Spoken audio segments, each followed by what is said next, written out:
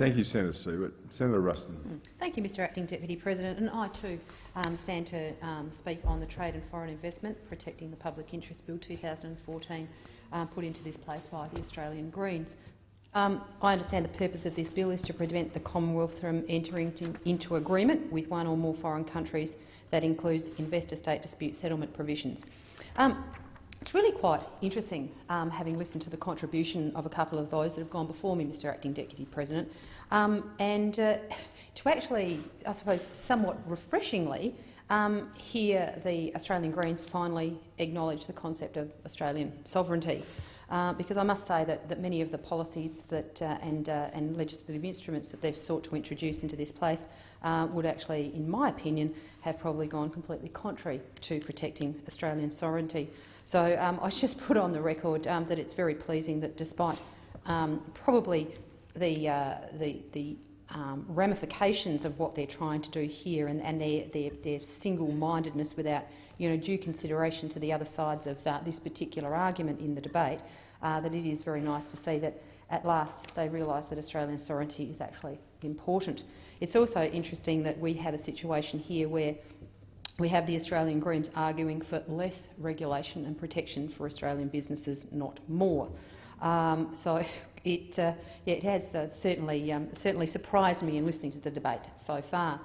But in the sense of looking at the investor-state dispute settlement mechanism, Mr Acting Deputy President, my understanding of it, from a layman's term, is that this particular provision in international agreements allows and gives the rights to both parties to an agreement to have built into their agreement a mechanism by which disputes can be resolved.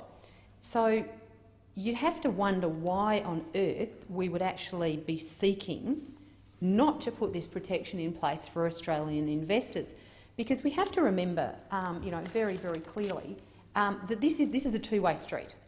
It's not like we're suggesting by this mechanism that we're just preventing Australian international investors from being able to seek remedy from something that's occurred within Australia, Mr Acting Deputy President. We are actually also putting a provision in this particular mechanism to enable Australian investors in overseas markets to be able to seek remedy for wrongdoing in a particular marketplace. And the second very, very important component is this is not about frivolous activity. This is not about frivolous litigation. There is no way in the world that any jurisdiction can bring a frivolous claim against either of the parties of this agreement.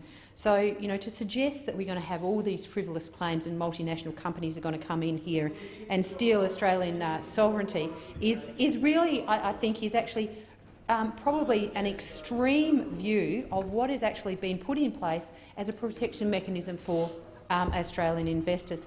So, I think to suggest that Australian sovereignty, this is somehow going to end up with Australian sovereignty going out the window, I think is somewhat of an overreach on behalf of those that are supporting this. So, Australia has had in place these ISDS measures over a number of years. In fact, I believe that there have been ISD provisions in a number of the agreements that have been negotiated on behalf of Australian producers who wish to export overseas. And over that period of time, to my understanding, there has actually only been one case brought against Australia, and that case is actually in relation, was brought by Philip Morris, Asia, in relation to plain packaging legislation under the 1993 agreement between the Government of Australia and the Government of Hong Kong for the promotion and protection of investments. And this, as far as I'm aware, is the first investor-state dispute that has been brought against Australia, Mr Acting Deputy President. Philip Morris was arguing when Australia went to plain packaging that Australia's measures constituted an expropriation of Australia's investments in breach of Article 6 of the Hong Kong Agreement, and that obviously escalated the matter into to allow this dispute mechanism to come into operation. So far, I mean, obviously Australia has rejected the claims that have been made by Philip Morris Australia in relation to this matter, and you know, so far, you know, the constitutional challenges that have been implied or taken against plain packaging have been refused. So I would think that in the 30 years and the multitude of trading arrangements that Australia has entered into with people around the world, and that to date we have had one challenge brought which has not been resolved against Australia's favour, would suggest that you know, the actual precedent, or the track record of these arrangements do not suggest that there is a problem. They do not suggest that there's any reason that these dispute mechanisms are in any way challenging Australia's sovereignty. I mean, if you'd had something going on for 30 years and we'd had several cases of which Australia had been found to be liable and had to pay remedy, then of course you know, you would have to look at this matter more seriously. But the fact that we've had these arrangements in place for 30 years, we have had one case brought against us. That case has not been found against Australia. Does seem to me that, you know, you have to question why is it that we have this particular bill in the House at the moment. The other thing that I think is also really worthwhile mentioning in this space, Mr Acting Deputy President, is when negotiating FTAs or multilateral, bilateral agreements, it's very important that you have a look at the circumstances that surround each and every one of these agreements. Australia has not got a blanket policy to include ISDS provisions in all of our agreements. In fact, we are very, very careful to make sure that the agreements that we enter into put specific provisions that are in the benefit of Australia in each and every one of them. And each time we make an agreement with a foreign nation, those conditions are often very different. And to come up with a blanket suggestion that we should allow Australia to enter into an agreement that leaves our investors exposed, I just think it would be irresponsible. There are obviously situations where these particular provisions are considered not necessarily in Australia's best interest and they're not included in the legislation. But it really does worry me that we come in here and we debate this sort of legislation, this sort of scaremongering, and we scare the horses, and really to what benefit? As I said, you know, an ISDS is not a new concept for free trade agreements. You know, so far we've got 28 economies through three free trade agreements have this provision, 21 bilateral investment treaties over the past 25 years. But in a modern ISDS, provisions provide very, very explicit carve-outs and safeguards to protect our ability to govern and regulate in our national interest. And I think that is the two words that we should absolutely underline when discussing anything about free trade, anything about our international agreements, and that is what is in our national interest. Now, we operate in a world of risk, Mr Acting Deputy President. There's absolutely no doubt about that. And you know, if we want to trade with international partners and we want to promote our manufacturers and our primary producers and those people in Australia that, you know, the service providers who wish to operate in an international marketplace, then obviously we have to realise that there is a level of risk associated with that. So it's very, very important that when we do go into these marketplaces that we have in place a number of provisions to protect our primary producers, as I said, our service providers, our manufacturers, and anybody in Australia who wishes to export. Because one of the things that we cannot and must not ever lose sight of is Australia is an exporting nation. Australia cannot continue; it cannot exist on its own markets. We have to export because that is the nature of Australia. We can't support the kind of population that we would need to support, and we are never ever going to get rich selling to ourselves. So the first and foremost, I think, in terms of making sure that any of our trade agreements and arrangements with overseas countries are in the national interest, is we have to make sure that our exporting organisations are given the absolute maximum opportunity in which to be able to be successful overseas. Now, as I'm quite happy to concede, there is always an element of risk when you go offshore because, of course, you have the intricacies of foreign jurisdictions. But to end up with a situation where we would seek to take away a very, very important protection for Australian investors overseas without actually considering the exposure that Australian producers have to the international market. I can't say strongly enough, Mr Acting Deputy President, Australia is in a position where our export markets are so important that if we do not protect Australian investors and make sure that we've got those provisions in place, we are way more exposed than other countries that aren't so reliant in the export market.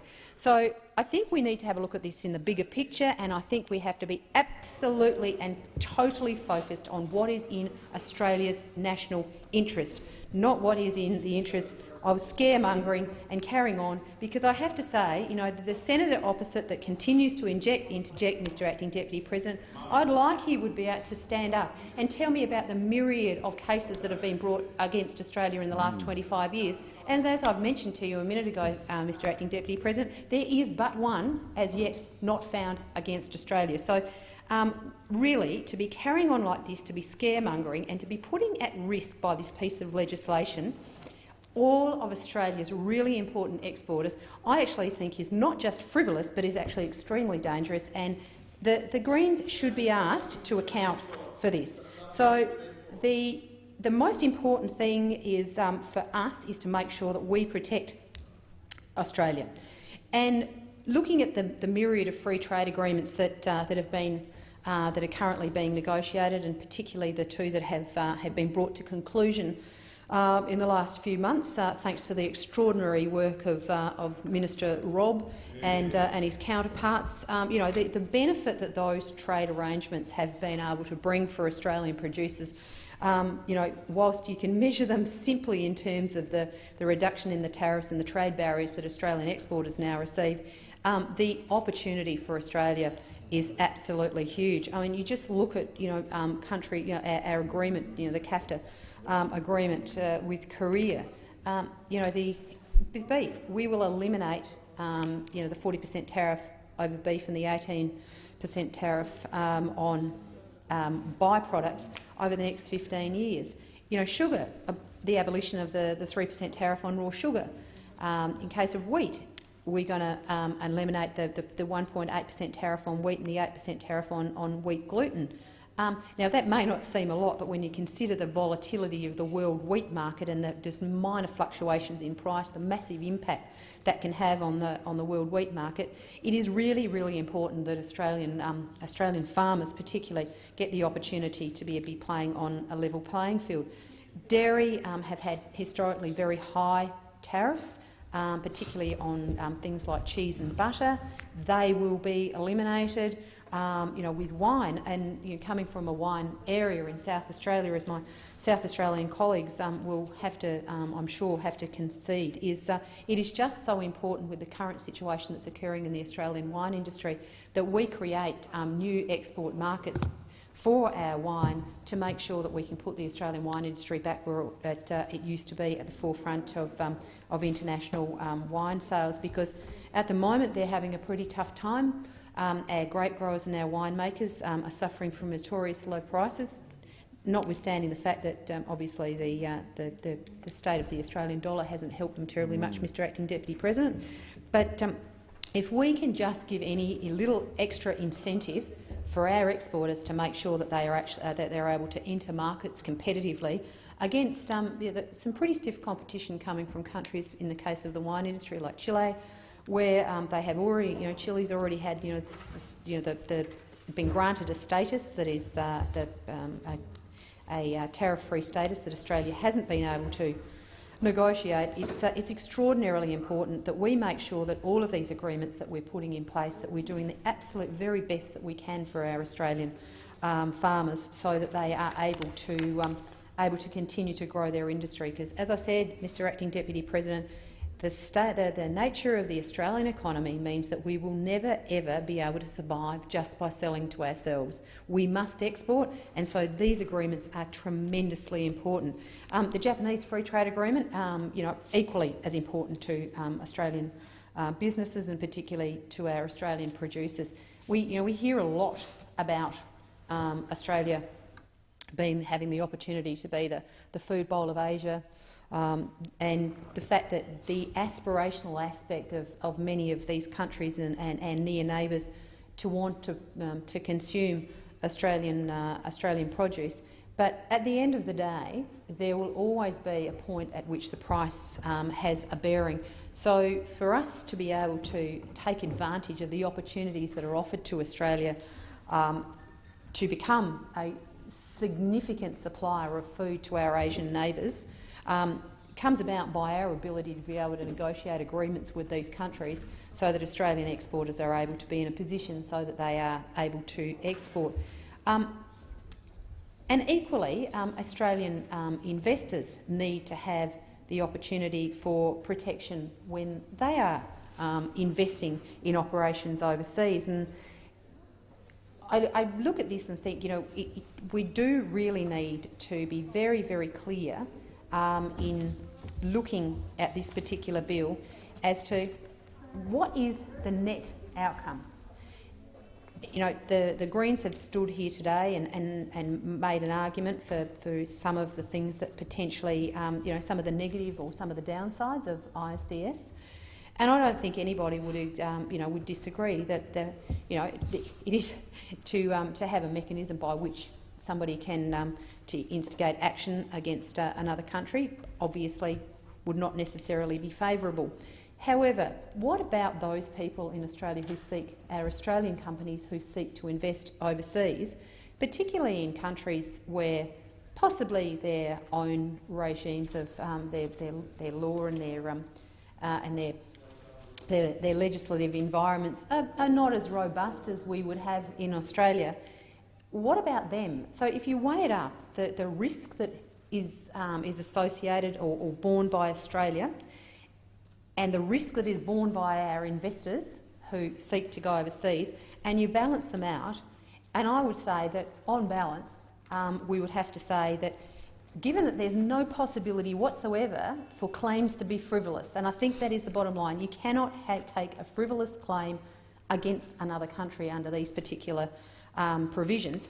If you can't take frivolous claims, and Australia has got a very strong legislative environment and regulatory environment, the risk to Australia is so small in comparison to the massive risk for which our investors in some of the markets that they would seek to invest in, and you balance it out and you end up with a net situation where Australia is by far the greater beneficiary of these particular provisions, and I think that's where you need to start.